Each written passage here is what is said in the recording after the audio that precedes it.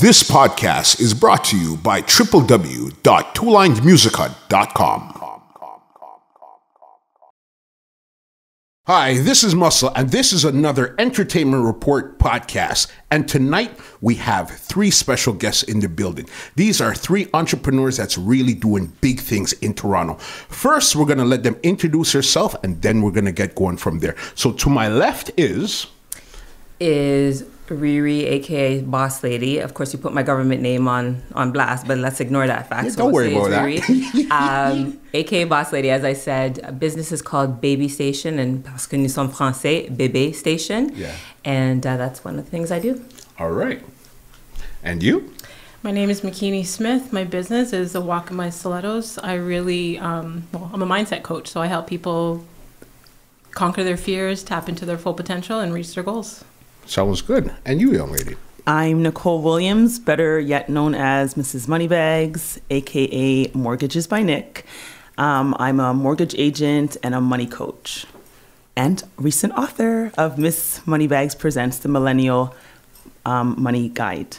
The Millennial Money Guide. All right, so we got some heavy hitters in the building. We got some hitters here tonight.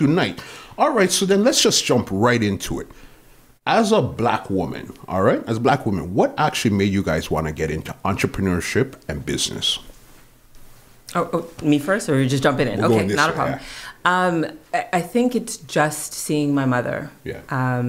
I think a lot of us can say that somebody in our family at least guided us to saying, do your own thing. Mm-hmm. Now, I have a 9-to-5 as well. I love working. It's not a problem. But there was always a part of me that said, why didn't I try this? Why didn't I try that? Why didn't I try this? So I just did. Mm-hmm. And I'm also a firm believer that if somebody tells me I can't, I have to do it just to show them that I can do it. One of those type of people. Yeah, and I think that's part of entrepreneurship. I mean, a lot of people, we throw out the word, I'm an entrepreneur, I'm a CEO, but do you have the hustle, the drive, the persistence? And I think I was crazy enough to try it, to do it. And so that's how I got my start. That's how you? Both my parents come from the entrepreneurial world. Okay. Both my mom and my dad. I went straight from being a stay-at-home mom to an entrepreneur almost 10 years ago. And I was going through a divorce. I was like, I need to be able to be there for my kids.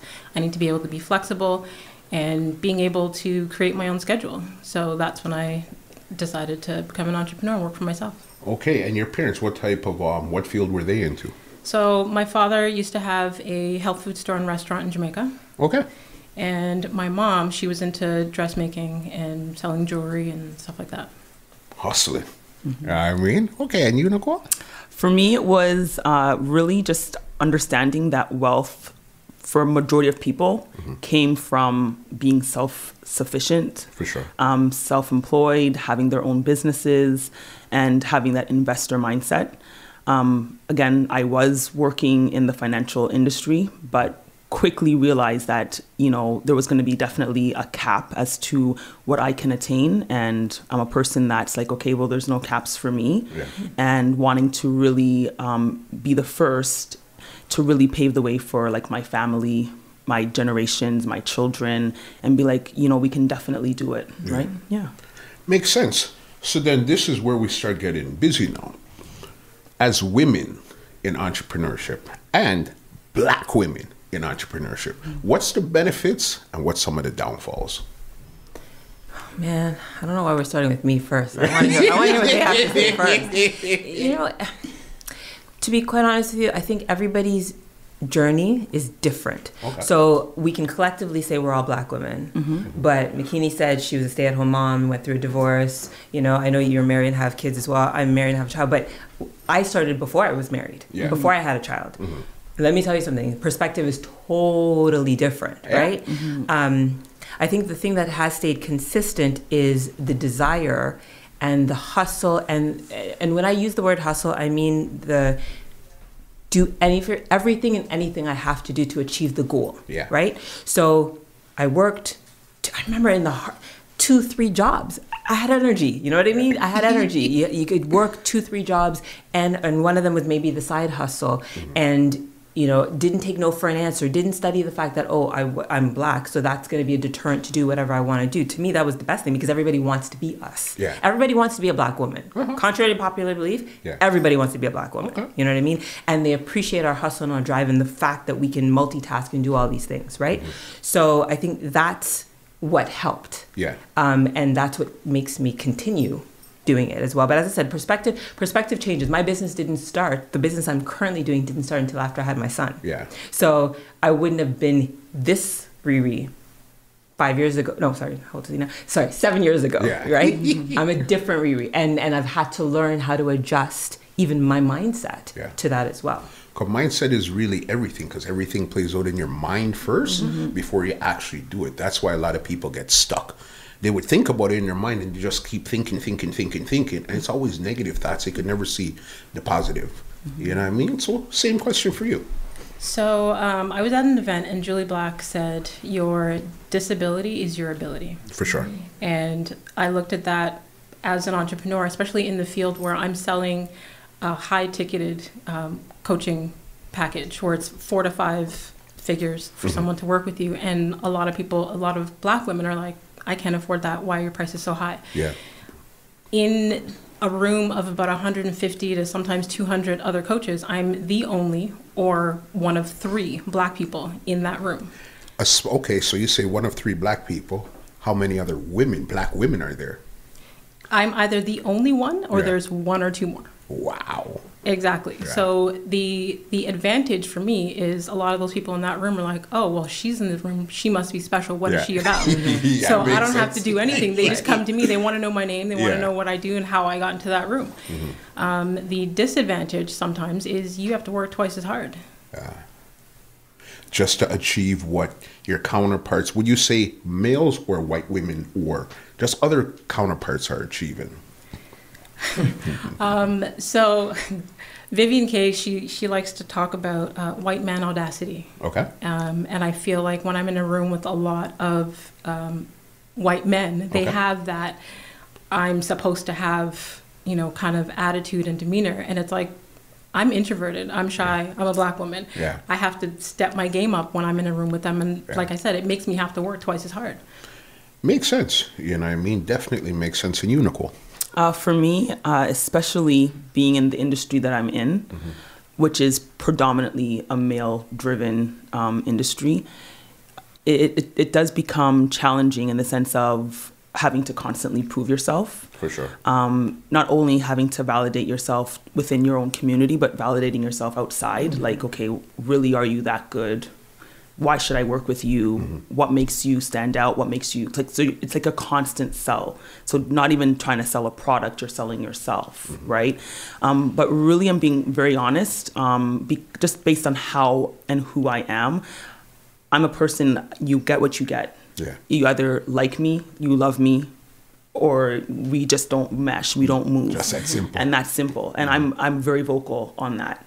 So I will fire people as far as fire clients, because your energy doesn't work with my energy. Fair and enough. That's what's most important to me. So I think that type of personality, maybe my attitude towards it, has actually served me very well, because it doesn't let me become too clingy to an idea of trying to prove myself, if that makes sense.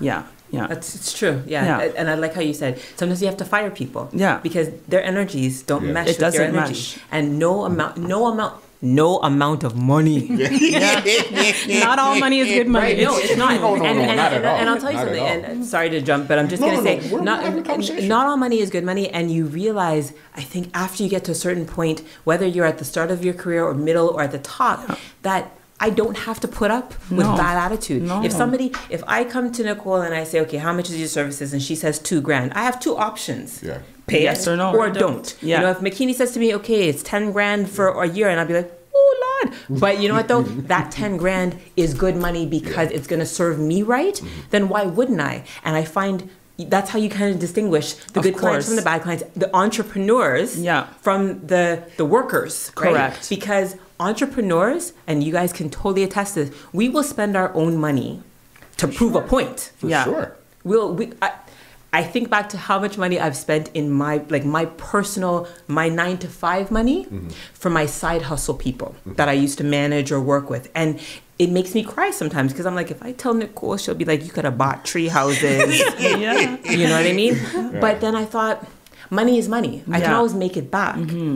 I just have to be smart. But the experience that I got was amazing. And the fact that maybe I had to fire some of the people that I worked with, that's great. Yeah. Because I sleep well, right? Of course. That's, that's the biggest thing, sleeping exactly. well. And too many, and I think too, when you're juggling, whether it's a 9-to-5 and a side hustle or a side business, let me say that, and you have a family and a partner, you have to decide what's important. There has to be a give and take. And I think you realize as well that we don't want to make any of the mistakes that maybe our parents or our grandparents did. Yeah. And that's not a bad thing, right? We're trying to be better. I want to be better for my son. Of course. I want him, he knows, Mama, are we going to do this weekend? So he knows when we're going to do, my business, and he's helping. He's like, am I going to get paid? Because he wants Beyblades, right? So, but he sees that, and I want him to see that, and I don't want to waste my time with people or organizations or anybody that want to pay me, but they're going to make me work doubly hard and me being stressed. And we take it out on those we love. It's not worth it. It's not. It isn't. And so again, we're Black women, so that's a challenge. But okay, we're good. Everybody wants to be us. Let's right. Okay. But we're Black women trying to do our best, trying to do better. We, as you said, we don't have time to waste on people who are going to just drain us of our goodness, our energy, our brain power, our ideas. Nothing. And that's it. So for me, it's either we mesh or we don't, or just keep it moving because I don't got time to everything you said. Got the family, got the, the community things that you want to do. There's so many other things that you could be doing rather than wasting it with people or on things that don't service you. Right? 100%. If it doesn't bring me peace, money, or resources, I'm not doing it. At this stage in life, it doesn't make sense. It's when true. you're just trying, you might, but at this stage here, it doesn't make sense. But you know what, though, I would like to say, though, that when anybody is watching this, and especially some of the women that are going to watch this and say, okay, she's doing this, everybody has an excuse, right? But I'll tell you something, youth, if we could go back to being 20 with some, not even all, some of the knowledge we have now, oh my goodness, you couldn't talk to us, eh? Not at all. You couldn't talk to us. And I would still need the internet, though. As long as I 100%, right? But it's fascinating because I think I look at some younger people and I'm like, what do you mean you can't do 2 jobs and a little something extra? I know. Yeah. It hurts my heart because I'm thinking we used to make sure we had time to party too. So you're gonna work maybe 2 jobs. You get home, you clean up, you go hit the streets, you come home 3 o'clock in the morning, you take your little nap, and then you're up at 6 o'clock to go to the job. I'm not saying to do it like every day of your life till you're 60, but we did that. And I think we did it pretty well because we, and when I see people, if I work, I'm going to start at 10 and I'm going to finish it. And I'm like, whoa, that's not smart. Yeah. That's not even practical because how can you build anything? And this energy that we have now, as soon as you have a child, as soon as you get a partner, I love y'all men, but as soon as you catch man, it's tiresome because you guys drain us of our brain resources because we have to deal with you guys too. But that's what I wanted to ask you guys because that's why I picked you 3 right here. Entrepreneurs, have partners, have children. So I want to know, how do you guys handle that day to day? Who gets more energy or what is the breakdown? So I will say, I tell everyone this and I'm unashamed to say my mother is the CEO of everything Nicolle. Okay. Being very nice. 1,000%. Okay. So she steps in where I definitely don't. So things like cooking dinner. God bless her hand. She can cook a good food. Yum, really, really good. And you know what? She loves it, right? See, my kids are a little older, so as far as after school care is not really necessary. Yeah. But when I'm telling you, that piece is golden in itself, right? So it takes a lot of the pressure. And to be very honest, I could just tell you that if I probably didn't have her, there'd probably be a lot more guilt to a lot of the things that I do that I know as you think as a mother, as a wife, you should be doing. But I'm telling you, I'm guilt-free right now. Right? So big up Sharon Stone, anywhere she there. All right, I can live with that answer there. For me, honestly, I'm blessed with a partner and children that are extremely understanding. So in this relationship, I have not had to experience where it takes away from what I'm doing. Okay. We're both entrepreneurs. He helps me with everything that I do. If I have to travel, he's with me. I'm actually shocked that he didn't come with me today. I was going out the door and he's like, oh, you wanted me to come? Yeah. Like most times he'll drive me. When it comes to the kids, he'll drive the kids to school. So there's that balance there. I don't have to figure out what's going to happen. He's there to help and contribute and not make me feel like I'm taking away from my kids or my business. He helps with both. And you find that's definitely supportive and that works for you, having somebody in your corner. For me, yes, 110%. Yeah. I agree with that, right? Like your spouse, your partner, like as long as they're supportive, they don't have to necessarily be hands-on in the business, but as long as they understand what you're doing and the bigger picture of why you're doing it, it does help, right? Yeah. 100%. First of all, I don't believe in life-work balance. Yeah. No, I don't. No, I don't. And again, because I work as well as having a business, I don't. When I'm at work. Occasionally doing a couple of different things. But when I'm at work, I'm at work. When I'm doing my side business is when I'm with my family, I'm with my family. Because I can't do it all. And I will acknowledge that. It makes me sleep a lot easier at night. I'm lucky, just as you guys, I have a very supportive partner. Now, he's also, he has his own business, so he's a photographer and a designer. Okay. So he gets to work, from home. And he's also the best stay-at-home dad, bar none. Okay. And I'm spoiled. He cooks. Yeah, he washes our clothes. And it's funny because, so I'm Guyanese. Yeah. He's Jamaican, right? And some people are like, Jamaican man. I'm like, I don't care. I'm not going into any what people think they should or shouldn't do because I believe that if you are in a good partnership, you guys will do what you're best at. Prior to being with him, I was a socialite. I was on road 6 days a week in Yorkville. I'm out here. I don't cook. I go home, I have a peanut butter and jelly sandwich. Or I go buy, I go to Allen and buy some cocoa patty. Like, why? Right? But that's just what I did. Yeah. So when it came to say, oh, I'm in a relationship now and I have a child, then it becomes, okay, you're good at this, I'm good at this. And I was helping him with his career as well. And then, we had our child and I was like, well, we're bringing that boy everywhere. So my child has been with us everywhere. He's been to board meetings. He's been, out on like everywhere. Yeah. And again, without a supportive partner, without supportive people behind you. So if you don't have a partner, but you have family, like your mom or just people that will ride with you. Yeah. None of us would be where we are without the people that support us. We couldn't. You're right. And we have to acknowledge that, right? And then, but there's that little piece too that you have to also make sure that you give them the time that they need for what they're doing, right? Wholeheartedly. Because sometimes not everybody who's an entrepreneur has an entrepreneurial partner. For sure. 100%. And so you have to find that balance, right? Because it's it's almost like a personality difference. Yeah. And then it's like they're your biggest cheerleaders, right? Right. So an example, even when I decided to leave my 9-to-5, that steady guaranteed income, it was my husband that was like, Nicolle, like, why are you questioning it? You got to do it. We can do it. Like, it's fine. Like, he was like kicking me out, like, like go do it. Like, let's go, get it moving. Yeah. So like, to everything you're saying is absolutely right. As long as they understand the vision, but you have to include them in that vision. Because sometimes people try to move and try to move on their own. And then it's like, okay, why aren't I getting that support that I need? Well, 100%. Because you're not really pulling it together, right? So there's a partnership not only in the relationship, it's in the business. I tell people all the time, he is not necessarily writing a mortgage or doing whatever, but he is my partner in the business, 100%, right? Yeah. 100%. And you're right. Like, I mean, I was lucky. I had the idea. Hubby did my logo. He's done all my pictures. He did my website. I mean, I paid. Yeah. He's going to look at this and he's going to so judge me.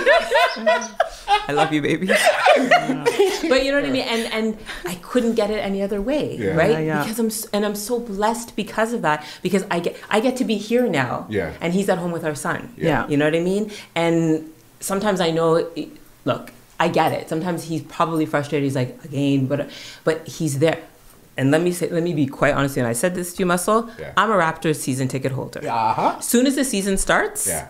I'm in a third marriage, because it's my business, my hubby, and the Raptors. Yeah. And it's like, babe, yes, I'm going to the game. Baby, I'm going to the game. Yeah. Babe, I'm going to the game. But he gets it because for me, it's my escape from everything regular. And again, he allows me to do it. And again, no supportive partner. And I think too, if you're going to be an entrepreneur, you have to actually see if your partner's on side, because I think it's one of those things that you have to decide, not so much what's more important, because marriage is important, relationship is important, but what's more important? Because if that person can't get on side with you, you're going to have to figure out how to maneuver that. Yes. And it's already hard doing a business. And if you don't have a supportive partner there, I don't even know what to say. I mean, that might be a Makini question, because I've broken up with somebody for that. You know it's what I not mean? worth it. It's Exactly. not worth it. And you have to almost decide, like, where's my desire? Where's it coming from? Because I mean, if your husband was not supportive for you to leave your 9 to 5 to do this, I probably what been would you sitting do? there still and Right. being like, oh my God, like, there might be resentment. There might be Right. like so many kinds of things feelings. that build up, Fights right? start up Yeah. and all these stuff. Of course. And you have to also navigate, as a woman, are you making more money than your partner? And if you are, how do they really feel about that? And can they express that? And can you express it? And is it our money, my money, yours? I know. Quite a lot of She's communication. like, there's so much. Right? and then again, I think that's probably where some of the doubts and the challenges come from. Yeah. I don't think it's so much doing the work. I don't think it's the support. It's just it's the little things that if you let them fester, they become bigger Big things, things. yeah. And we're pleasers as women. But sometimes we have to just say, I don't care how you feel. Yeah. This is how it's going to go. This is it. Right? Yep. And not try and feel for the other person, right? So it's almost like, if your wife said to you, well, I'm going to do X, Y, and you're like, well, I don't like it. Well, she has two options. Well, Yeah. okay, I hear you, but I don't care. Yeah. Or I hear you and I care, but I still can't. Let's try to figure out. Yeah. Right. Yeah. So that's a big, though. That's a big thing. Yeah. and you know what? I'll be honest with you. I think there's a big difference if you're doing it. If you're doing it and you're not. I'm going to say this and it might sound bad, but if you're married, or in a common law relationship for a long time, that's a different dynamic than if you've been with somebody for maybe 6 months and then you know what I mean? Like, unless it's different. I don't know. No, for sure. You might have to but I just, sometimes I look at it that people want if the person doesn't agree with them, they'll do what the person wants. But I'm like, but you only known them for like 6 to 8 months. so what? You know what I mean? But if you've been with them and they've been through, stuff with you, I think that's a deeper discussion. So I would guess what I'm getting from all you guys, relationships are not 50-50. Relationships are 100-100. Definitely. Of course. That's what you're saying. Of course. Yeah. Right? Yeah. Yeah. Yeah, definitely. Yeah. Definitely. Oh, And then even the relationships with the kids, right? 'Cause Yeah. my kids, I don't think my kids know any different, Right. right? Like, Right. I think, obviously I was working a 9 to 5 when I had my oldest, but like the two younger, like they never remembered mommy Girl, in you look any. so amazing, by Oh, the way, thank you. for 3 kids.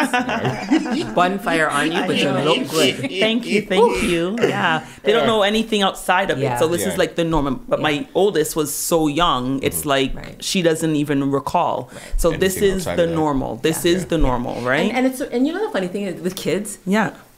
if they see it, that's all they know. That's all they know. So my son, like, Mama, I'm hungry. Go talk to your father. Yeah. Like he knows Correct. he's going to his dad for food. I'm That's like, it. and when his dad is not in town, I'm like, okay, can you make me some stuff so I can feed your child? Yeah. I can still do lunch. I can still do, but and it sounds funny, but I say this because I want my son to know that our normal and what should be normal, it can be different for everybody. Everybody. Else. So maybe Exactly. Johnny's parents, mommy is at home and his mom does XYZ, but in our house, your papa does this, and your mama does this, and we do things together. Exactly. You know what I mean? And I find too, when you bring your kids to work or bring them to what you do, that's all they know. That's all they know. So they only know to be helpful to your job. Yeah. That's true. And then it becomes a family thing. Of course. You know what I mean? And I'll say to my son, if you give out the flyers to the mamas and the papas and the babies that are coming, I'll pay you. Yeah.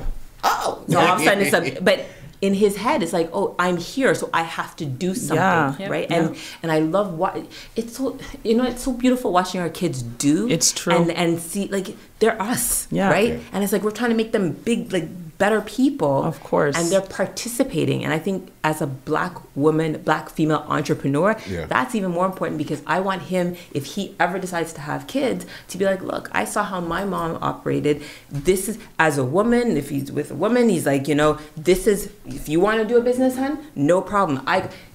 It's normal for him. It's programming. It is. It really and truly is. And it's, I want him to be able to value females, and it's positive imagery too, right? You know what I mean? Like, I think our generation is raising kids that this is their norm. Of course. You know what I mean? I'm like, let's stop talking about what our parents did. Okay, they did it. But we're not our parents. Right? So our kids should only know, this should be the norm for them, that we're working, or we're entrepreneurs, or maybe we're not entrepreneurs, but we're going to encourage them to be the best people they can be. And you need to learn how to cook. I don't care if you're a boy, girl, you need to wash your own clothes. Like, when did that change? Like, some things are taught, some things are caught. Like, I think Yeah. my kids have watched me for the last 10 years, with everything that I have to do. And whether it's them watching me set up stuff at home, or me working on my laptop, or out at an event, they're setting up, my books or my banners or whatever. They see that, like you said, that's their norm. It's caught. Very true. Which makes sense. You know what I mean? Let me ask you guys a question that I hear a lot of people say.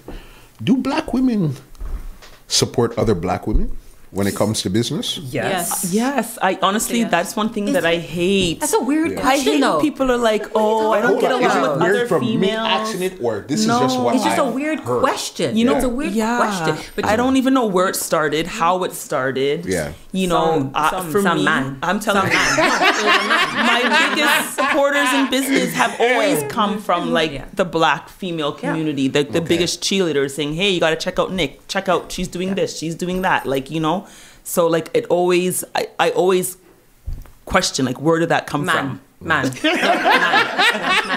No, you know what though? I'll tell you something. As I've gotten more mature, I have no problem saying now that some of it is white men, some of it is just men, some of it is white women, and I get it. They want to be us. Like, I say it over and over because I want us to understand how powerful we are, and that we're going to hear all this noise, but the noise isn't important. And so when you ask the question, I laugh because I'm thinking, but who would ask that? Because you know what? If I need somebody to be a coach, of course I see Makini's stuff all over, so why wouldn't I call her? I may or may not be able to afford it. I might be like, can I get a 15-minute free consultation? But I do those 15-minute free consultations. And just 15 minutes. No, exactly. 14 minutes means about one more minute, right? But that's what I would do if I want to get more. There's so many women I know that are doing it, and I've been making a conscious effort to try and ask people I know first, right? Now, I think where it may stem from, aside from man, is the fact that people ask the wrong people. So some people might say, I know how to do mortgages, or I know how to do insurance, or I know how to be a counselor, or whatever the case is. They may know how to do it, but they don't do it well. Or I build websites, or I do apps, or whatever it is, right? And then what happens is that the job is done poorly, and then people think, don't go to her because she did this to me, but you didn't investigate who you were doing work from, right? Yes. Like, I know if I come to Two Line Music Hut, I'm getting my tickets. Right? I know I'm getting the services and the products that you have actually advertised, no doubt. You know what I mean? But Bonfire on Ticketmaster. You see what I'm saying? Like, right? You know what I mean? And so I think sometimes some people who try and get into business don't look at the big picture. They don't forecast the big, like, not just I have a service, I can provide it. It's you got to market your service. You got to be good at your service. You have to continually improve yourself. Correct. I know you're continually improving what you're doing. You're continually industry-wide. We have to. Yeah. You know what I mean? I'm still learning. What I'm doing, nobody else is doing it, but I still have to learn how to do it better because I know there's people that are going to try, but I'm still going to be the first. And but I stay still have above to learn. the curve. Exactly. Yeah. And I think what happens is some people, they say they're in business. So some Black women may say, I'm an entrepreneur, but you're not. You're a worker. Yeah. Right? Or you have a service that you provide and you're okay at it, but you're not great and you're not really. That's fine. But as people that are purchasing these services or using these services or products or whatever the case is, they have to do their own due diligence and can't just lump everybody into it just because. Yeah. Right? And then haters as well. Yeah. Right? So there's people that might see your success or your success and say, well, you know, she's only doing it because insert whatever the because is. It's disrespectful on so many different levels. Instead of saying, you know what, well, she's doing her thing and I'm going to try and do my thing too. And maybe I'll surpass her.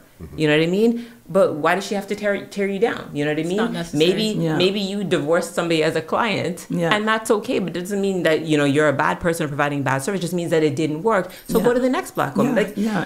So, but again, So Black women do support Black women. I find it all the time. I was going to say, my experience with Black women, I've had many Black women that have opened the doors for me in every area that I'm doing. Okay. Whether it started with being an author, coaching, me even starting my podcast, now to opening the door for other women, putting them on to opportunities in the U.S. or giving, you know what I mean, helping them with whatever it is that they're working on. I have Black women that reach out to me all the time saying, I want to write a book. Can you help me?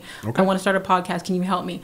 So I don't have that experience of us not being able to work, you know, together. We open the doors for each other. Yeah. Would you probably say that's an old way of thinking then? no, people's heart bad. Yeah. Yeah, that's what I'm saying. I don't even know where that came from. I'm being honest. Like I never got that. Never understood it. Expression in the book. Oh my goodness. I never understood it. Right. And you're the but then on the flip side, honestly, Muscle, 3 other women might sit here and say yes. Yeah.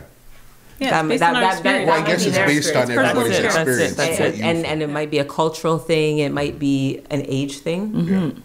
I don't know. Even with my business, like, you know, because I do a lot of referrals, whether it's due to financial advisors, real estate agents, you know, real estate lawyers.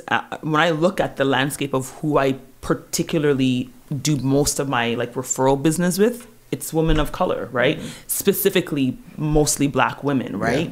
I think maybe in that one category there is maybe like an Indian, but like everybody else, it's like they're all Black. And the thing is, I feel no way in supporting, I feel no way in referring, because back to what ReeRee was saying, they offer services with excellence. So I can be confident in saying, go to so-and-so, they're gonna take care of you. And for me as well, I am also their client. So I know firsthand how they deal with me. So when I'm referring them to somebody, I can be like, you can definitely work with this person. Because you know the service. Because I know the service. So back to what you were saying, like there's no, for me, there's no reason why you can't open doors, help people through the door. People have helped me through the doors, you know, vice versa. But when you're looking to operate in business, you need to give that level of 100%. Excellence, right? Or really you're doing a disservice to yourself, 100%. Right? Do you think you have to work harder as a Black woman to prove yourself more opposed to your counterparts in the same field that you're in? You know, so I'll speak for myself first. What I do, so I'm just going to do quick what my business is I set up lounges at indoor-outdoor festivals for moms to be able to come and nurse, feed, change their kids' diapers. So because you don't want to do it outside, you don't want to do it in the hot sun, don't want to do it in the rain, don't want to do it in a nasty bathroom. So there's nobody doing what I do, right? So for me, no, it's not. It's me being a mother is actually what's my advantage, right? And me being a mother that's a void and I'm filling it. But the difference is that when some of the mothers come in and they find out it's my business, some of them, it's actually fascinating to watch, like, oh, you started this? Yeah. And I'm thinking, then I do the kind of internal, are they asking me that because I'm Black? Because I'm tall? Because I don't look like I have a kid? Because you know what I mean? And then after I'm like, you know what though, but I'm providing a service. So do I work harder? I just work hard at providing excellent customer service. Makes if sense. they want to look at the color of my skin, that's perfectly fine, but it actually is totally irrelevant to the business that I'm doing. Mm-hmm. And I actually think that that should be irrelevant in so much that you should still provide excellent customer service. For sure. Everything else will come after. If anybody says, well, you're doing a bad job because you're a black woman, that's because you haven't provided good customer service. And that's what they're going to use because it's the obvious thing, right? Mm-hmm. But otherwise, do a good job. Nobody's going to even have time for that. Come on. You, Makini? I feel like, I think it depends on the environment that I'm in. Like I said, a lot of the times I'm in rooms where I am the only or one of few black women. And I feel like, let's say the white men or white women that are in that room, they can snap their fingers and get, a client to pay $10,000. I've been in trainings with other consultants. Okay. And they're in the room, they leave for lunch, they come back, they just had 4 clients over lunch. Yeah. You got 4 $10,000 clients, but I have to bust my tail to work a little bit harder because the demographics of the people that I'm dealing with at this particular moment cannot afford the $10,000 ticket item. Okay. So I have to work harder to get the amount of clients that, let's say, the white coach is getting. There was a 6-month span where I took a bit of a break when I was running for the elections. And one of the white male coaches in that 6-month period made $500,000 coaching. And I'm thinking to myself, okay, I just took off 6 months so I could potentially make $100,000. Yeah. And you went hard for 6 months and you made $500,000. Like, I would have to work definitely twice as hard to make what he made in that amount of time. That makes sense. But can I ask you a question though? Like, honestly, so I actually don't believe the hype when people say that they can't afford $10,000 for your services, especially people of color, right? Because I know we have the money. We do, right? and I'm right, and I'm not even going to go into the we spend it on this, that, the other. Because actually, that's I know a lot of thousand years. You know what I mean? Like, I know a lot of black people, women and men, that actually have a lot of money, Yeah. and it's sure. beautiful. For No, sure. it's beautiful. Nowadays, for sure. And I wonder sometimes it's because maybe like for instance, just using black men or black women as potential clients. That they don't see the value for themselves, Yeah, right? definitely. They'll tell you should go talk to Makini because but they don't see it for themselves. And I'm wondering if it's not so much that you're not a good coach or that you can't make as much, because I feel white people live off of angst, right? So they're okay paying $10,000 because they're angsty, right? We've almost been conditioned to not even just hold it in, but we deal with it ourselves. We talk about it with our but I'm always like, but it makes much more sense to me to speak to a counselor or to a coach because they don't know me. Or someone that is doing what it is that you want to do. That Exactly. Can cut out all the hard work. Yeah. Don't worry, girl. I'm going to find you some clients. No, but I think about that because it doesn't make sense to me. There's a percentage of the women that I speak with, like I said, I do the 15-minute consultations, and there's a percentage of them that don't even understand personal development. They don't understand, they've never experienced a coach or a mentor. Right. And when you explain to them, okay, if you invest this much money, you're not investing in me, you're investing in yourself. Right. And I can give them numbers of facts of how much I've invested in myself in 1 year and how far I've gotten. Sometimes they get it, sometimes they don't. Right. And then, of course, the ones that get it are the ones that you want as your clients. Exactly. Let's be real.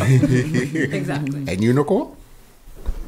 So, that you said to working harder than the counterparts. And as I said, just the industry that I'm in, I would say that regardless of it being a black woman, it just being a male dominated within that category, I would say yes. Yeah. But for me, like I said, I'm the kind of personality, either you see what you get, right? And you work with me or you don't. So I don't really try to do the song and dance of trying to keep up with whomever.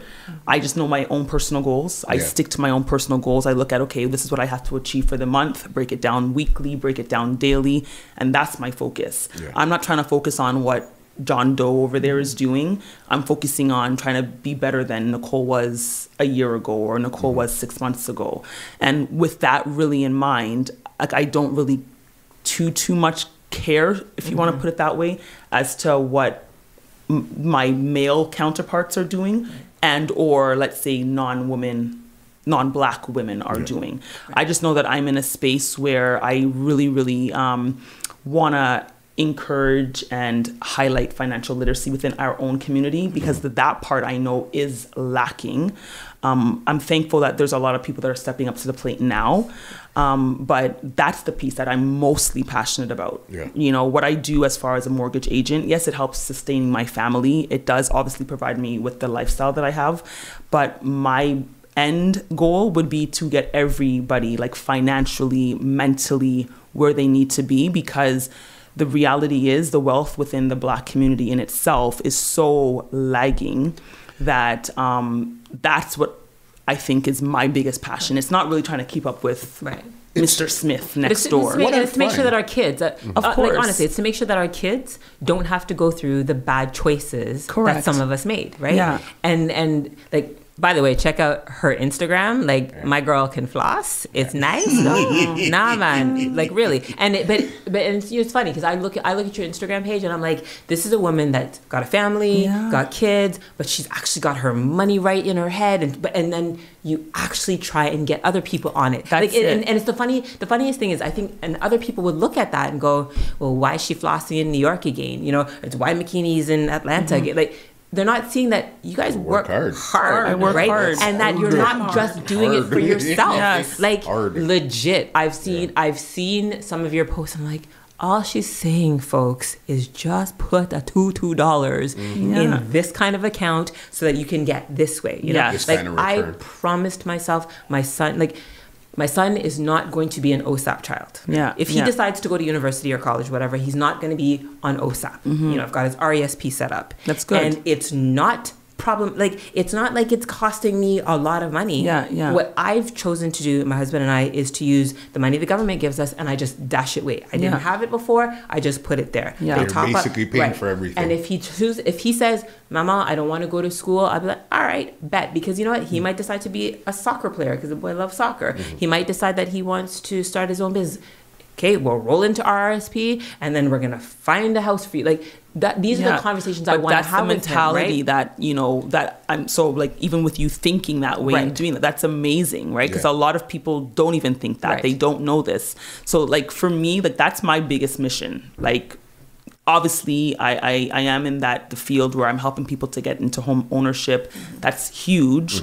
But it's at least having that mental state to say, okay, how can I do better? How can I achieve a little bit better? How can I, like, put my children on a better playing field, right? Exactly. You know, even the other day, Killer Mike has his show, like the trigger warnings, right? I have to see that. I have to look. So, like, not to give any spoilers, but, like, when you see even the statistics of, you know, the Black spending and all of this, and obviously that's American statistics, but I'm assuming Canada's not way too far off. Like, those things are the things that, like, really, really trigger me. You want to talk about trigger warnings, right? So, like, that to me is, like, the biggest mission. So when I look at myself, like I said, it's not really about comparing myself to John Smith. It's about really trying to pave the way to be like, okay, this is what we need to do as a community, as a people, to get into a better space, so that it's like we're championing our own 100%. our own thing. 100%. Like, you Leaving a know, legacy for your kids. and that's it. And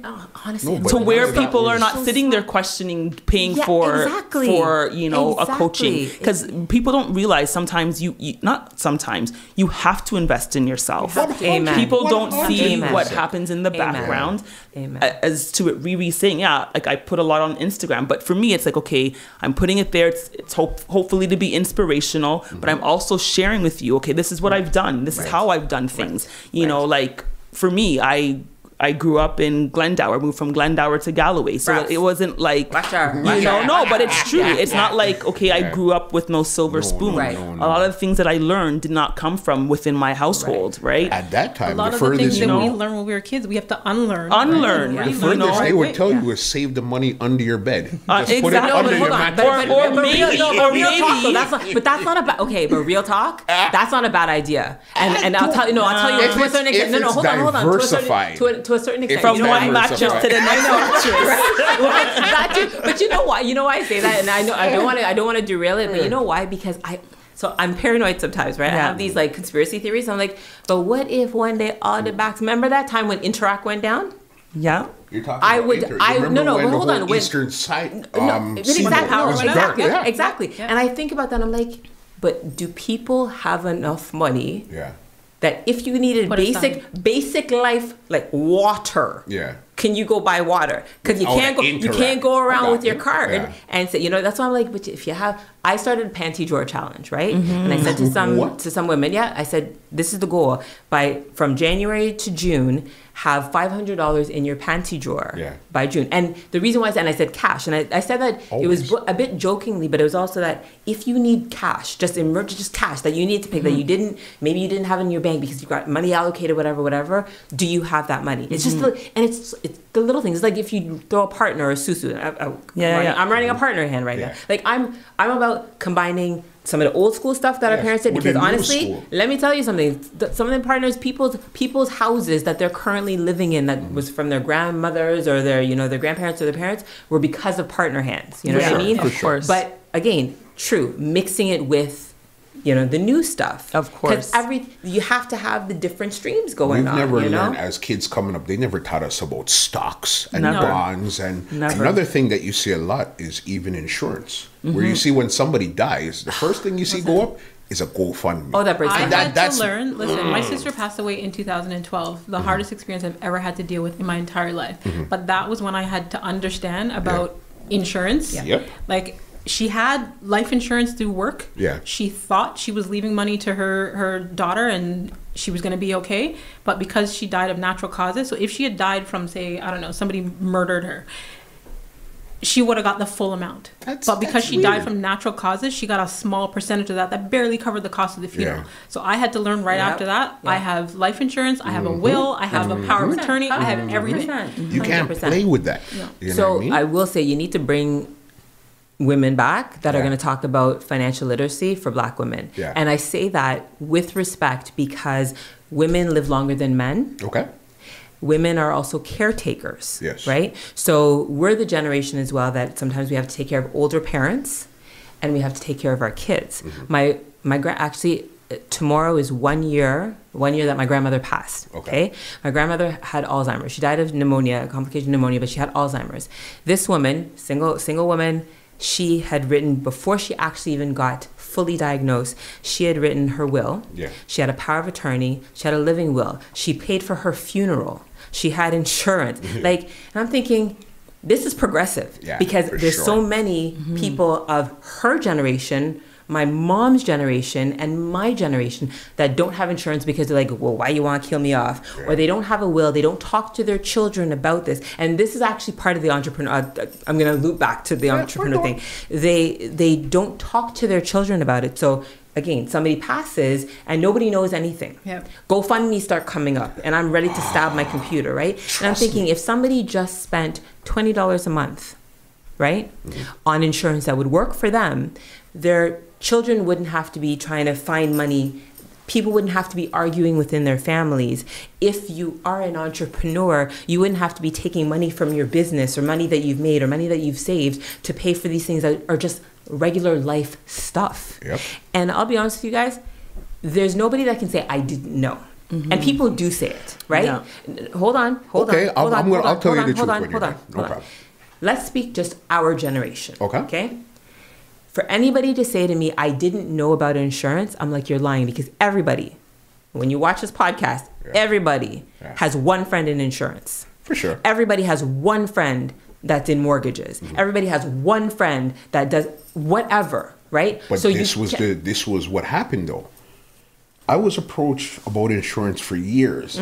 After they start getting into this complicated stuff, the first thing I do is put that one side. I don't want it. It's too complicated. There's you could get term, you could get life, you could get 50,000 if you do this. It's too complicated. What really saved me was my wife. Of course it was. You know? I'm sorry. Like, you actually thought that we would think different? Frederick. My hubby got insurance because I got him insurance, and She's I said, in insurance. and that's why I'm saying again, Black women entrepreneurs, we have to take care of ourselves, right? And let me throw out the critical illness, because what if you have insurance, 100. but something happens to you and you can't work, and you right? So we're smarter, right? we're smarter, and we have to, and I say we because we collectively have to talk to each other and say, girl, I'm so happy that you've got your business started. And then That's share great. the information. Share the information. Yeah. And nudge people. Yeah. Right? So you got the thing done? Yeah, all right. You're If good? we say we're ride or die and we will this for our friends and that, then make sure that they're covered. And they might resist and they might fight. But you know what though? I'll tell you something, and this might sound mean to say, but if somebody says to me, yeah, let's go to Miami, I'm the first one, first of all, to be like, I'm down. But that same Miami money can cover a whole year of insurance for you, your child, and your partner. Even if we're you know? going, the first thing is asked, do you have travel insurance? Well, that's too, my you know what I first mean? question. Seriously. I'm not going nowhere it's to so go die and can't come but back. exactly, That's not me. and it's know what I just it's frustrating, as a business person to watch it. Yeah. It really is, and I feel that we do a disservice to the future generation, which is generally our kids or people that we know, by not doing it. And I think that's part of owning a business, Yes. right? Just be, think about the whole, not about what service do I provide. That's really irrelevant. It's the customer it's the service. legacy of it. It's the legacy of it. And honestly, if it's just a cash grab, I get it. Yeah. Own that part. But I don't want to be a 50-year-old, 60-year-old, 70-year-old woman trying to still work because I have to. Yeah. Right? And I don't want my kids to feel that, I only have one, my kid to feel, Speaking something into I don't want if you want a my moral one. child to feel, I know, right? To feel that I didn't do enough to take care of my husband and I, or that we didn't prepare ourselves, and that they don't have that burden. And we don't have an excuse. We really don't. We don't have an excuse. No, we have Google and we have people to talk to. It's not hidden anymore. Exactly. One time you needed an encyclopedia to look up Right. things. You didn't really have certain conversation with your parents. It's accessible. But now, Yes. there, as you said, there is no excuse. But Everybody knows. But I will say too, when you have the discussion about financial stuff, West Indian, I can't speak for the African communities because I don't know, but a lot of West Indian people have a really bad habit of not speaking to their children about money. For sure. But and I'm talking about parents and grandparents. For sure. So that's something that I'm throwing it out there for future, because it hurts my heart to see people, brothers and sisters, auntie and uncles, squabbling over money that doesn't belong to them, but because of hard-headedness, stubbornness, fear, whatever it is, not having that conversation with a family member, that decision, families break up over stuff like that. For sure. And See again, it all the time. and if you're an entrepreneur and you have a business and you don't have provisions in place for what may happen if something does happen to you, then it becomes a squabble.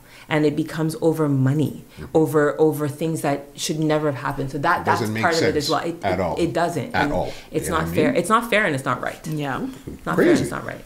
What got you guys each into your respective field? Why did you go into the field that you guys are in? So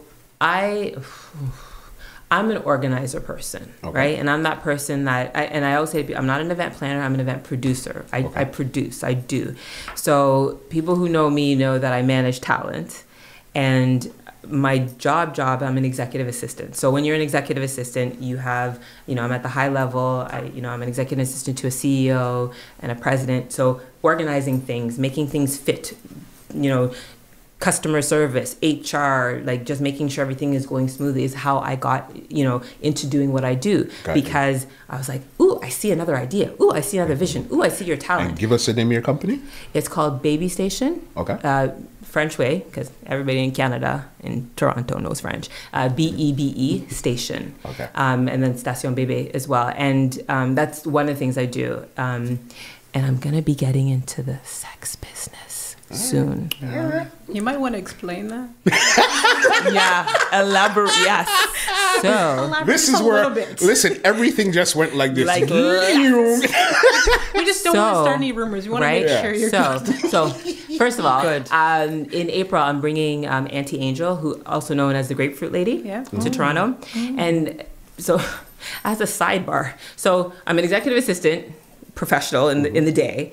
I do Baby Station for moms and that progressive stuff. And then I realized Black women, because I love my sisters, right? Yeah. Black people in this city, y'all freaks. right? 100%. And it's not even it's so beautiful to see people expressing their love in different ways. And again, it comes back to me organizing things. It's like, I'm like, people would like to see her. Why not bring her? And then there's two other people that I'm working on bringing as well, a couple that are in the kink lifestyle as well. And it's not, I mean, I say the sex because my mom might watch this.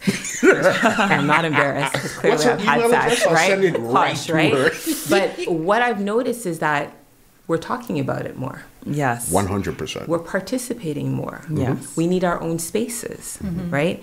And it's one of those things that I genuinely believe in the next 5 years, we will own our own spaces. We might not own clubs, but we'll own our own spaces. Yes. To have these kind of conversations, these kind of events without ego, without feeling embarrassed. No and not like, judgment or anything. yo, you hear so-and-so, she does so, and you know that she's because, I mean, I can't lie. I've heard stuff. I know people. But so this is another thing that I'm getting. So getting back to your question, it's that, this is just organizing. I like organizing. I like people to have knowledge, right? sense. And when you want people to have knowledge, you organize stuff. Of course. Right? Like you've done, your events, you want people to know about money. I want people to know about, moms. And the thing about my baby station business as well is that I get a lot of moms that maybe have just had their kids and they want to get out of the house, but they need a safe space to be able to nurse or change their kids, right? Because it's hard. I mean, you guys remember when you have diaper bag and you forget your diaper, so you got to go home. I'm trying to just keep it all contained and in a really nice, posh, bougie kind of way. You know what I mean? And then again, bringing the grapefruit lady here, it's because women want pleasure their man, right? I kind of want to ask about this grapefruit lady, but we'll do it off camera because I'll tell you exactly, because you'll be selling the tickets for me.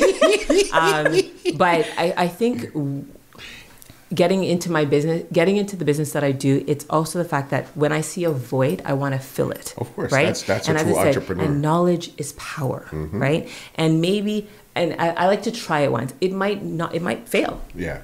But I'm going to try it because I may not participate, but the 40 other sisters might. And guess what? There are going to be 40 other people that are going to, maybe even more, that might benefit from what we learn. You know what I mean? So makes sense. That's my start, and that's where I am. You, Makini, what made you actually get into your field that you're into? So I got into personal development at a time in my life where I was in a serious transition. Okay. I was going through a divorce. My sister passed away. I was dealing with a whole lot. And it was me investing into myself and the transition that it made in my life and the difference that I seen it make in my household, in my income, in my mindset, in my health, in everything. And I said, I want to do that for other people. And it started with one self-help book, transitioned into 4 books, transitioned into an app, transitioned into a podcast, transitioned into a whole bunch of things, but it was all just under one umbrella of just improving the quality of people's lives. And that's where everything started, and from 1 to 4 to app to podcast. It snowballed. Here today. It took on a life of its own. Honestly, it was just from doing what I'm passionate about. I want to, the difference that it made in my life, I wanted everyone else to feel that. Right. Exactly. That makes sense. So you're not being selfish. You want other people to feel it also. Yeah. You know what I mean? That's what it's about. And you, Nicolle, what got you into financial services? So she like money. Well, hey, that too. Yeah. But what I will say, it's, as I said, it was bigger than just the or because I don't think I really like money. Money is a tool. Let's put it out there, right? Yeah. Money is a tool, and we're just stewards of it, right? So that's one. But it was realizing at a very, very young age, obviously, that the disproportionate in wealth within, especially my community, it's not hard to see and not hard to understand. And then when I got into finance, like as far as being within the bank world, I was just always that inquisitive person. How did you attain this? How does this work? How does this work? And then because of the person that I am, I'm also that sharer. I would never just get information and hoard it. I would be like, did you know you could do this? Did you know you could do that? Did you know we could get a house? You could, so I was always that person that's just trying to give out information, right? And then it was like, okay, well, you know what? I'm just going to start sharing the information. And then it just kind of snowballed exactly into what it is that I'm doing. So like I said, I'm a mortgage agent, but more so than that, I look at myself as an actual money coach, right? Like it's really getting people into that right mindset and really just understanding that it's not about just the here and now. Like, how are you building for the next generation and generations to come? Because true wealth outlives at least 3 generations past the person that's actually transferring it. That's wealth, right? not That's riches. wealth, Yeah. right? So if you're passing on and it goes to your son and then it goes to your grandson, then your that's wealth, right? And that's to the level that my mind is really at. It's not about, I like nice things, you know. I like to live, but I'm being very when I tell you that, like, we're very financially like aware as to what things are and where things are, and the building and development, looking at the net worth. You know, income is important, but like, what does your net worth look like? What does that look like versus last year? Yeah. Are we improving? You know, if we're not improving, how are we like doing things? And, you know, Makini and I were talking earlier when we're talking about the different streams of income in today's society, just being real, you have to have multiple, you know? So like, you know, so again, if you work a 9 to 5, that's cool, but a 9 to 5 ain't getting you where you really want to be from a wealth perspective. So having a side hustle or having like your books, having the app, having like so many different little things on the go is so necessary. And this is essentially what differentiates, I guess, entrepreneurs from people that are just dabbling in the space. Trying to think. And what it seems like all you guys share the same sentiment. You guys wanted to share what you guys discovered with other people. You know what I mean? You know, okay, there was a void, let me fill it. It worked for me, let me tell other people. I found out some information, let me tell some other people too. You know, though, I think you have to, there's that part that you genuinely have to want to give back.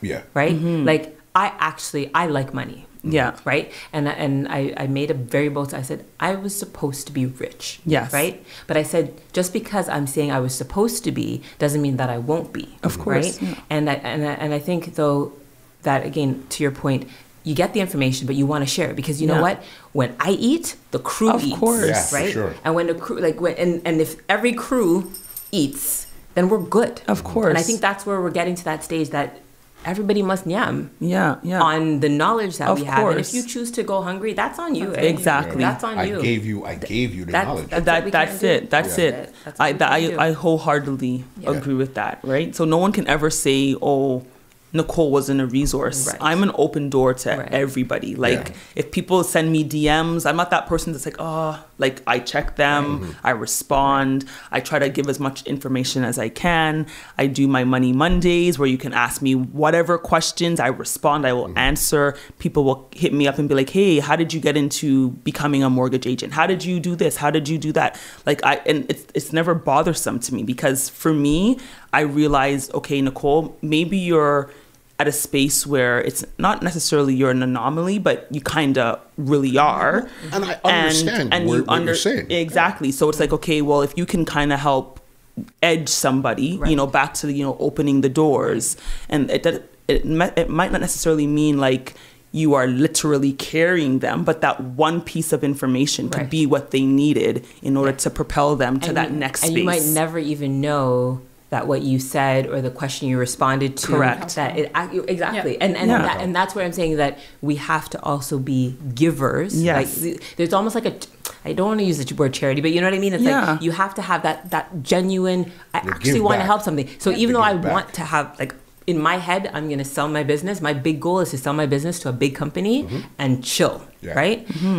But I still have to do the work, but I still want to give back. And my giving back is giving back to mothers who I know might be postpartum, might have just come, like, whatever. I just want to give back. But you have to have that little genuine part of what you're doing, especially as an entrepreneur. Because, you know, I really believe that if we don't give, we're the ones that are going to, like, our business is going to be held up. Of course. Right? Because all of us, I think, can think about that one person that consciously or unconsciously gave us a piece of advice or did something for us or whatever that actually took us to the next level. Of course. And they might never know. Yeah. We might never even have a chance to tell them. But it was just that, I heard, like, you and I both like Gary Vee, right? But Gary Vee love a chat. This is where I take control of it.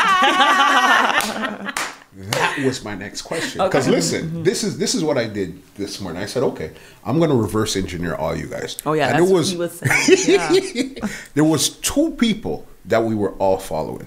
Okay. One was Dwayne Morgan, and the next one was Gary Vee. So all three of us are following. All Okay. of Same us. people? All of wow. us. Yeah. Okay. All of us Dwayne Morgan. Okay. All of us Gary Vee. Gotcha. I want you guys to explain to me what it is you guys like about Gary Vee and what do you take away from Gary Vee? So first of all, let's make sure that if Gary Vee, not if, when Gary Vee comes to your podcast, you call all 3 of us to be here. Right? We got that. Thank you for putting that out there. Please make sure that makes the edit. I'm looking in the camera.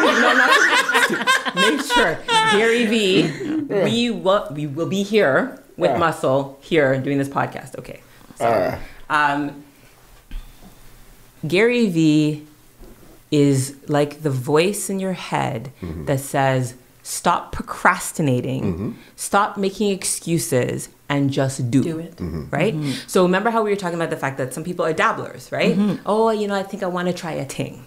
And there's people that are like, I'm going to try this, come hell or high water, how broke I'm going to get, how tired I'm going to be, but let me try it. If it doesn't work, at least I tried it. If it didn't work, that's what Gary Vee, for me, every time I listen to him, I'm like, and the thing about Gary Vee is that he's very consistent. His 100%. message comes out the same. Maybe in different countries, different experiences, but it's the same thing. And I laugh when these young people, and I say young people meaning like, the ones, but if I did it, he's like, but you shouldn't be at home watching Lost. You should be at home on your socials. You should be. So he is saying, do.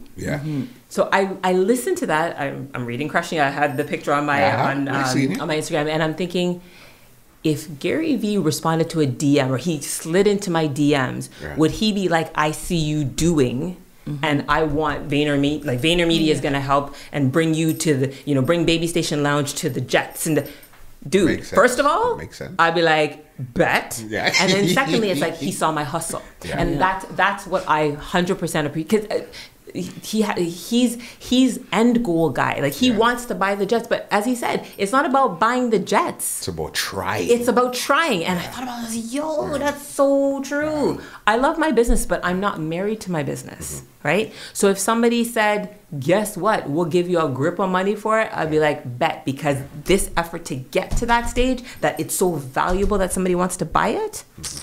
But I'll call Nick and be like, I got all this money to invest. What should I do with it? Makini, what does Gary Vee mean to you? What has he done? Has he changed your life? How does he impact your life? So I started following Gary Vee probably, 6-7 years ago when I was in real estate. He did a conference, it was a conference for RE/MAX. There was thousands of realtors there, and they hired him to come and speak. And from the minute he opened his mouth, I was like, I like this guy. Every other person in the room, like thousands of white people sitting there in their suits, and they're like, because he started swearing. But I love the fact that he's real, he's authentic, he's transparent, he's like no nonsense. And like you were saying, like it's all about action. For me, I'm sick and tired of people talking about things. I don't want to hear about it if you're not going to do it. I don't care. Do it. Just do it. If you're going to show me that you're going to do it, I'll help you do it. Straight. Let's just not talk about it unless you're going to do it. So Gary Vee is very much on the keeping it real and taking action. And I think everything that he's been saying, like you said, for years on how he forecasted how the internet works and how all these things work, he was so on point with it. So I listen, he's a genius. Beyond. I take his advice. I follow him on all platforms. LinkedIn, Twitter, Instagram, Facebook. Oh my goodness. Gary Vee all day. You know that. You know, Nicole? What does Gary Vee mean to you, bro? So I think we're all gonna saying the same thing. For me, the biggest thing was I loved his mouth. Right? Like the F-bombs here, the this, that. Because again, it's either, to me, he kind of reminds me of me. It's either you mess with me or you don't. 100%. There's no in between, right? 100%. And I love that. And then also obviously the go-getter attitude. It's like I'm not to say that people can't have excuses, but come on. There's a point where you gotta push through the excuses, or you know what, I don't want to hear it anymore. It's just wasted air. You know? 100%. And I really, especially now, in the very, very beginning, I used to listen to people, the woe is me. Yes. like honestly, I don't want the invites. To I the would pity say, parties. I would say it's been about like 2 years now. Yeah. I don't got time for it. Like I really don't. So once I hear that we're going down this road, you know what? I really like it's not happening. Yeah. No, No, like 100%. let's get off. 100%. So that's to me, that's 100% Gary Vee, how he is, how he operates. He doesn't even give you an opportunity to get to that pity Yeah. party stage. And even to what Makini said, I love. It's like he is very like futuristic, Yes. like as far as foreseeing where things are going Right. above the curve. Yes, Right. and he says it, and he tells you, you do it or you don't do it. Correct. Like, the man says, Facebook sponsored ads or IG sponsored ads, they're cheap. They're Right now. exactly, Okay. and he said if Right you now. don't do them now, Yes. in the next, let's say 3 to 5 years, It's going to be you too cannot expensive. afford it. And you know what? And I heard that, and I was Yeah. like, okay, because you know what it is too. Okay, and sometimes we don't know how to do things, but Yeah. as he also says, you can Google it. You can go on YouTube, Yes. and there's everything, right? Correct. So I said, let me try a thing. Yeah. Right. So I actually tried to do a Facebook ad, and I don't know if it worked. Like I think I kind of did it, but I thought. But I got people liking my page. Correct. Right? And So I got it worked. traction. Yeah. Now I actually like the Instagram sponsor post because I find because a lot of the things I do are more visual, it makes more sense. But again, I'm thinking this man is saving me more money Correct. than if I was to try and advertise in Today's Parent Yeah. or on a radio station or whatever. Because you're hitting the audience direct. That I want. 100%. For $100, let's Yeah, say. yeah, yeah. Do you know how much traction you can get for $100? I think one key thing I got from Gary Vee where he was talking about, he said social media made marketing for everybody an even playing field. Even. Yep. And that's Yeah. where I started Totally. to focus on social media so Totally. hard. Yeah. Yeah. It's like, it's free. Yeah, Yeah. exactly. You know what I mean? Exactly. Yeah, yeah. Now, Free with a little bit of it is, paid it and is, you're good. yeah, It is. That's Yeah, even yeah. the reason why we're even sitting here 100%. today. Yes. Today. Yeah. It's because of what we all learned. We said, okay, let's get together and talk about this. Tag up Gary Vee. Eh? Tag up Gary Vee. Tag him. And I'll tell you something. We're going to manifest this, and I'll tell you why. Because Okay. I remember when he came to town, and you were there. Because I watched the Toronto broadcast, and you actually got to ask him a question, Yeah. and then you said to him, "Gary, next time you come to Toronto, I want you to be on my podcast." And he said yes, Yeah. and I heard that. see that. I heard that, and I was like, "Yo, I need to call Muscle to make sure that I can I have come." a connect for you. You have the See? They're connection. connected with, and We're truth talking. and truth be told, he's that person that he actually gives out advice that other people would have to pay $30,000, $40,000, $50,000 for free. And he says that I give you advice for free. He says I like to give advice, and see, it comes back to the point of giving, right? Yes, it if is. you're an entrepreneur, you will give. You he will. gives his experience. Incredible. Crazy, Very credible. Yeah. right? Even He when said, he's telling okay. people to sell, Yeah. he's like, you must have like a bunch of crap Yeah. that you can list right now. And then people are like, It's yeah, practical. I sold and I got Practical $1,000 this weekend, or I sold it's this and I crazy. got like whatever. Yeah, It's yeah, like, yeah. yeah, really, like there's like just move. If there's anything that people can take away from, it's just move. Just Just do go. it. And you know Go. though, and acknowledge that you might be fearful, because I think you almost have to have a healthy, as an entrepreneur, you have to have a healthy fear. Of course. Because we all have, like, again, I've said that, if I fail, I fail, but you have that self-doubt that, Yeah. but Normal. if you don't get to that, like, I feel that failing or losing a lot of money or spending a lot of money or even wasting a lot of money on projects that I've done, it made me a better person because I understood, maybe I should try and get sponsorship dollars, or maybe I should wait for somebody, for a partner. But then I realized, I like doing things by myself, because you know what? People like to drag their feet. But again, he teaches you that it's okay to fail, but it's what you do after you fail, correct? Keep going. Just go. And Just go. I'll tell you something else, which is kind of fascinating to me too. I try and support, Black people, try and support, Black women, Black men, but sometimes common sense is just common sense, right? And even Gary Vee himself, he's like, look, I'm, from Belarus, and, I went to school with, like, I'm sure he went to school with enough Black people or whatever. Of course. And I look at him as like, he's not even trying to, he's actually saying, don't use it as an excuse. And when I first heard it, I was like, ooh, but then I thought, but he's kind of right, because if you're going to do it, you're just going to do it regardless. Yes. If it becomes an excuse, well, you know how they treat Black people in business, then that means you're not going to do, and that means you've got the pity party. You have your excuses. Exactly. Yeah. So you have to be bigger than your excuse. You have right? to. And 100%. and really back what it to what comes we were down to. even talking about when you were saying, like, as a Black female, do you find that and just being very honest, for me, like, I don't focus on that. It's either you That's ride not with me even a or you thought. don't. Right. I or know or you pay me or you don't. Exactly, right? That's simple. And then because I already know what the bigger goal, the bigger vision is for myself, for my business, what I'm trying to leave as far as the legacy, like I don't have time to be looking at okay, who isn't supporting, who isn't. I honestly, like, people probably talk about me. I don't see them. I don't care. Who cares? I don't, like, I'm being very honest, right? Yeah. I'm in my own little bubble sometimes that I'm just like, oh, that's happened. 100%. That's what's happening. 100%. Are you really? Like, 100%. are you sure? 100%. Like, you know? 100%. And people be like, yeah, Nicolle, this is, I'm like, okay. And I'm like that person that just rolls off my shoulder. Yeah. I'm just like, okay, On You have whatever. to have thick skin as an Yeah. entrepreneur. You do, and then I think too, and even I think your circle makes a big difference Yeah. too, right? Because if your circle's always reporting back the people that might be saying something to you, then it's like, ooh, I gotta shed you Listen, circle. that's what Yeah, my of circle- course. My And circle they're got this small. participating. Yeah, correct. I agree. And they're right? participating in the Yeah, process. exactly. Yeah, Exactly. no, that's it. I got one. There's one round called the rapid facts. We're gonna get to that just now, but there's one question I want to ask all you guys. Okay. You didn't ask about Dwayne Morgan. I'm gonna tell Dwayne. Hold on. Let me tell you guys are my second Black History podcast coming. He's my first. I can't hear you.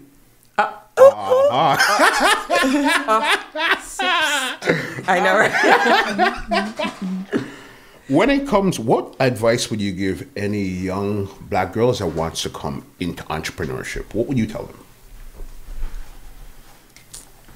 I would tell them to be clear about what it is that your objective is. Know what it is that you want. Know what it is that what you're trying to get into. You need to be specific. And when I say specific about your industry, specific about your niche, specific about the amount of money you want to make.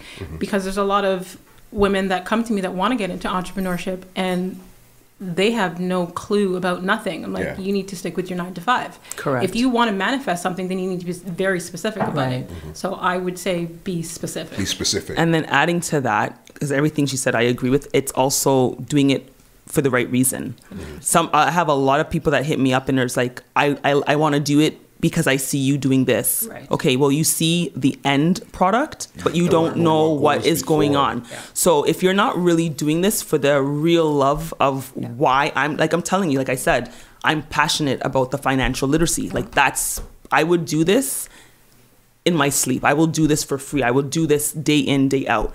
So don't look at what it is that I'm doing and think that, oh, because Nicolle's doing this and she's achieved this, that okay, that obviously everybody can achieve it and can do it. But the passion when you're not getting a check, it's real. It's a Your different why story. has to be more than the money. Exactly. If your why It's is not real. more than the money. When You're things get done. hard, you'll quit. You'll walk away. Exactly, right? There's no longevity to it. So be clear, but also don't do it because you feel like, oh, this is an opportunity for me to make money. Because making money might take a while. Yeah. You know, so that's it. And ask for advice from people, not necessarily who have made it, but people that you're seeing that are being consistent with it. Yeah. So you can ask your girl, oh, do you think I should start a business? And your girl's probably going to say, yeah, girl, I got you.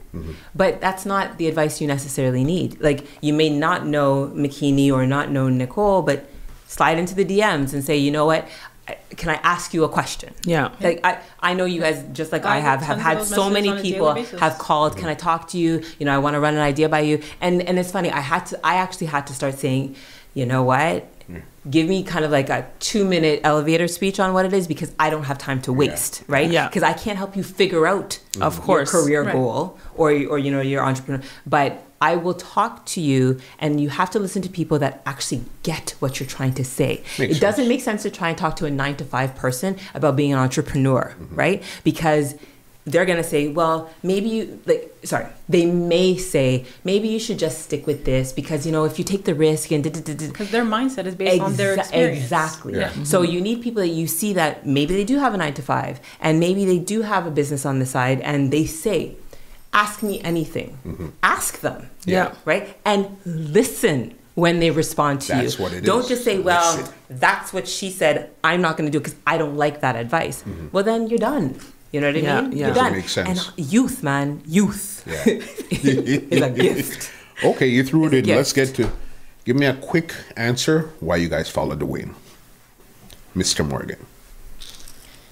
He's a staple in the Yeah, community. for sure. Okay, like I remember the very, very first time I probably went to one of his poetry events, I was probably maybe 15, 16. Okay. Staple, Yeah, right? I was gonna say same. Yeah. So that was about 2 years ago? I know.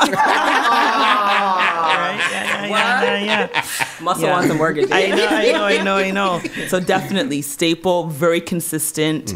He, like, when I think of Black leadership or just leadership period for our city, for our country, like, he would be on that list. For sure. Yeah. 100%. Yeah.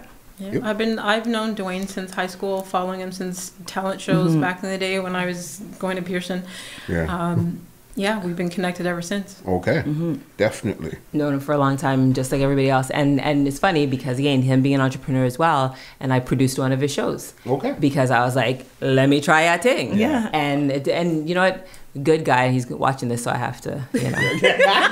And also, we share a love of the Raptors. So he and I can go to Raptors games together, and we get kind of wild. So, All right. Yeah, All right. You see, people. big him up. Good Big up people. the way Yeah, you good want it. He's a good people. guy. And you know, though, and there's very few good people that you see that have hustled. Yeah. Right? So Yeah. I think we have to keep good people around us. Of course. Makes sense. And then celebrate them when you know, like, because we know what it takes. Yeah. And for you to be, like, I'm telling you, like, I'm saying 15, 16, that's to show you, like, how long he's been doing it, right? Yeah, you So said it's 2, a 3 years. consistent, exactly, right?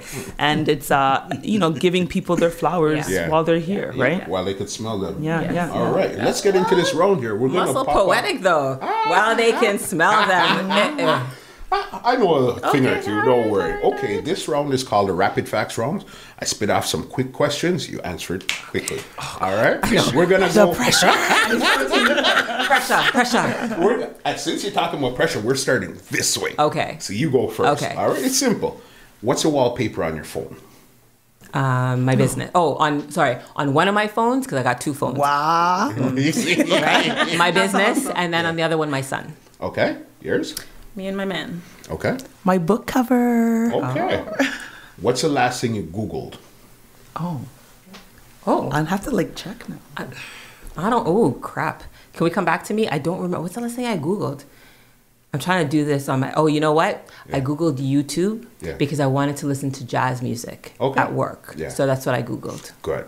The last thing I Googled was a studio in Toronto because I was asked to speak at an event and I wanted to look up the studio. Okay. Nice. So the last thing I Googled was event spaces.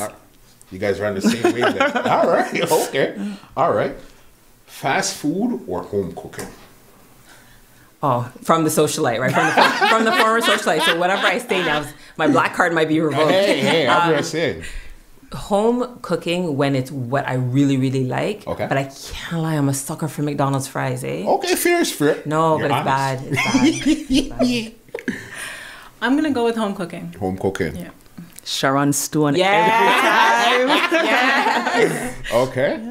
Are you a cooker or a cleaner? Cleaner. Okay.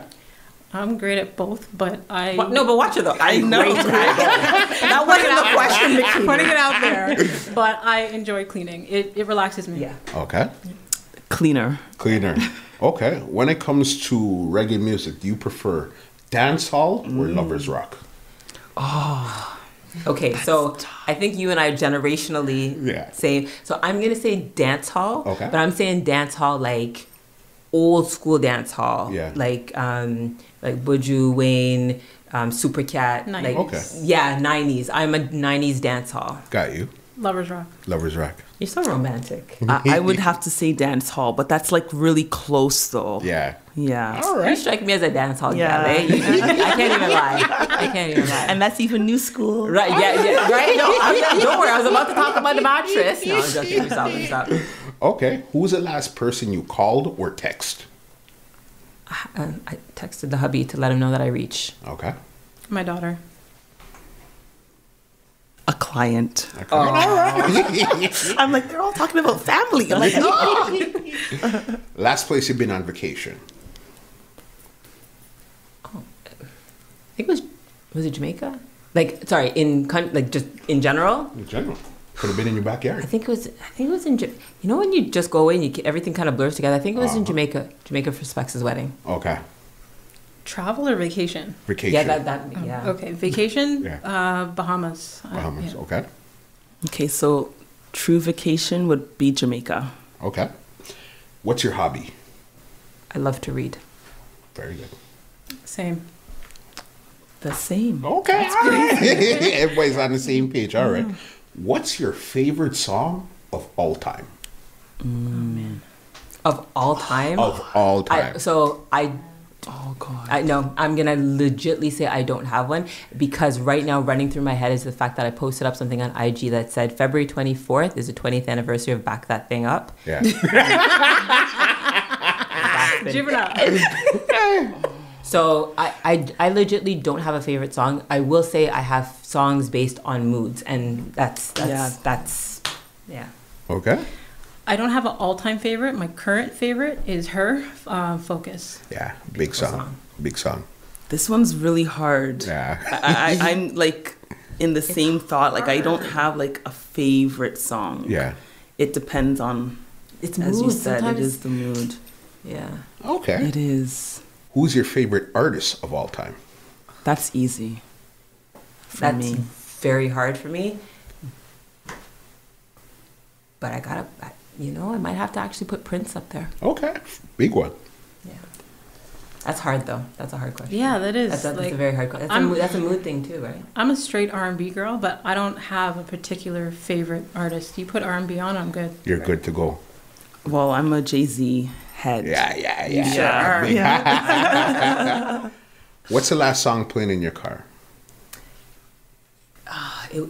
As I was driving up and I was bopping hard. It's one of them newfangled hip hop songs. Actually, no, but you know what actually it was? No, it might not have been that. I think it was JC's Can I Get a What? Oh, okay. And I was literally, I was like, what? So, Yeah. Okay. Well, I cheated. I checked my phone. It was I don't listen to music in my car anymore. You don't listen? I listen to like podcasts and personal development recordings. so good. I know. Look at her. Okay. That's Two my more job. on this Well, you one. didn't ask Nicolle. Oh, I just said I cheated. So, like, because I literally was just looking at, like, my playlist. So I do Cardi B and SZA. Yeah. All right. We got two quick ones here. Curry goat or oxtail? Oxtail. Okay. Oxtail. Goodness. Okay, so I stopped eating red meat like 2.5 years ago. Excuses. Okay. I'm just hearing excuses. But if there was a plate of oxtail in the room, I might accidentally put them right. Accidentally. accidentally. Yeah, so I Okay. think everyone's oxtail. Yeah, man. here. And for the price oxtail is, if somebody I offer you know. free oxtail, you're not saying no. I know. Last or one look here. at oxtail gravy. Yeah. Last one. What's your favorite social media platform and why? Instagram. The jokes never stop. Yeah. And you can do so much business and personal on it. It's the best. All right. Instagram. I'm a visual person. Yeah. So I like to look at other people's stuff. I like to look at my stuff. I like to be inspired by what I see. Makes sense. So yeah, I say Instagram as well. I find it the most interactive. Right. It's the prettiest. Yeah. Things that are easy, shareable. Yeah. All right. Floor is yours. Anything you want to say before we go? Floor is yours. Give them your Instagram handle, anything. Floor is yours. Okay, right now. so Instagram handle, I've got two of them. At ReeRee, ReeRee, aka Boss Lady. Okay. That's for everything that is not my business related, but it still is. And at Baby Station, BEBE Station. And I just want to say thank you very much for having me here. But also, anybody that wants to be an entrepreneur, don't be shy. If you're a Black woman, you want to do it, just do it. Just open your eyes, have a goal, just do it, and ask people for help. Don't be shy. Well said. I have two handles on Instagram as well. My personal page is The Real Makini Smith, because I'm not sure who the other Makini Smith in Yeah. Spanish Town Jamaica is that took up the Instagram name and is not using it. But anyways. And the other one is at A Walk in My Stilettos. Yeah. I would say, goodness, I don't know. I don't have anything inspirational to say. Pay right now. me. Pay me is what she wants to say. Pay me for me to help guide your life and your It's career. funny, I used to, one of my side hustles, I used to work for my brother who was in promoting events, and the t-shirt that I had to wear when I was working the door was F you, pay me. But I mean, I mean, yeah. actually, she does mean that. F you, pay me. Yeah. Hey. In a nice way. In a nice way. nice way. I would tell people just to check, if they're into personal development, check out my stuff. I've got, like I said, the 4 books, the app, the podcast. They're all under A Walk in My Stilettos. You can Google it. Perfect. Well said, Nicolle. And then for myself, I have Mortgages by Nick, MortgagesbyNik, so Mortgages by Nick, and also Mrs. Moneybags. And that's where I'm going to be, as I said, the book is coming out very, very soon. And just look out for that. So it is a money guide. It's, just talks through my own experiences, helps to hopefully encourage individuals, everybody out there to get their money right, do what they need to do to kind of get themselves on a right footing. So look out for that. That's coming out soon, and definitely stay connected, and looking forward to connecting with more people. Yeah. Why does everybody have 2 Instagram handles? I know. Because we have our personal and our business. I know, right? It's all good. Ladies, you guys have been amazing. Your flow, your vibe, everything. It's been amazing. I'm pretty sure a lot of ladies and even gentlemen are going to learn a lot from this podcast. Yeah. You know what I mean? Thank you guys for coming through. Thank you for having us. No problem. Gary Ladies- V. Sorry, Gary V. Sorry, I'm manifesting. We're going to make it happen. Don't worry. Ladies and gentlemen, this is Muscle for another Two Line Music Hut's Entertainment Report podcast, and we are out. This podcast is brought to you by www.twolinedmusichut.com.